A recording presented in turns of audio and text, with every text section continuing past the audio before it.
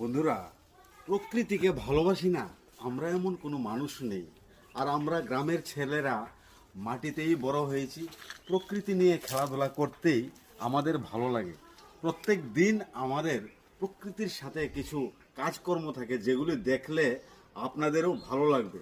অল্প কিছুদিন আগে আমি একটা ভিডিওর মাধ্যমে শেয়ার করেছিলাম আমার এই বড় আম গাছটা বেশিরভাগ অংশ খারাপ হয়ে যাওয়ায় তাকে কেটে ফেলে দিয়েছিলাম এবং নিচের পোর্শনটাতে আমি একটা পদ্ধতি ইউজ করেছি, যেই পদ্ধতিটাতে সে একটা নতুন জীবন পাবে বলে। আজ 2 মাস হলো এই আম গাছটার যে পরিণতিটা সেটা আপনাদের সাথে আবার শেয়ার করার জন্য এসেছি নতুন একটা ভিডিও নিয়ে। দেখুন বন্ধুরা, তার যে কাণ্ডটা আমি আলাদা করেছি সেই কাণ্ডটা একদম সংরক্ষিত রয়েছে, কোনো দিকেই খারাপ হয়নি এবং তার চারিদিক থেকে কিছু ডালপালা চলে এলো। যেই ডালপালাগুলিতে আমরা চাইলে নতুন প্রজাতির কোনো আম গ্রাফটিং করে তার মধ্যে লাগিয়ে দিতে পারবো। ওই ঢালে নতুন প্রকৃতির আম রোপণ করা সম্ভব।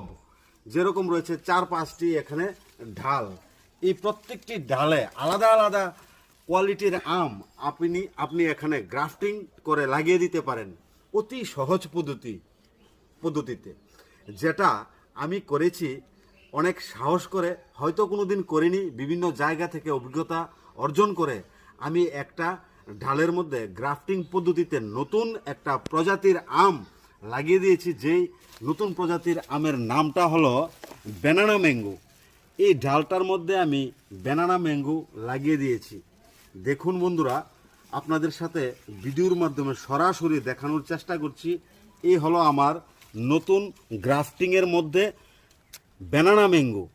আর এই গাছটা সম্পূর্ণ সুরক্ষিত রয়েছে এবং প্রত্যেকটি ডালে এরকম আমি আলাদা আলাদা করে বিভিন্ন রকম প্রজাতির আম লাগিয়ে দেব। কীরকম হবে আমার এই আম গাছটা আগামী দিন আপনারা বলবেন। বৃষ্টি চলে এলো, তাই এখানেই এই অবধি আমার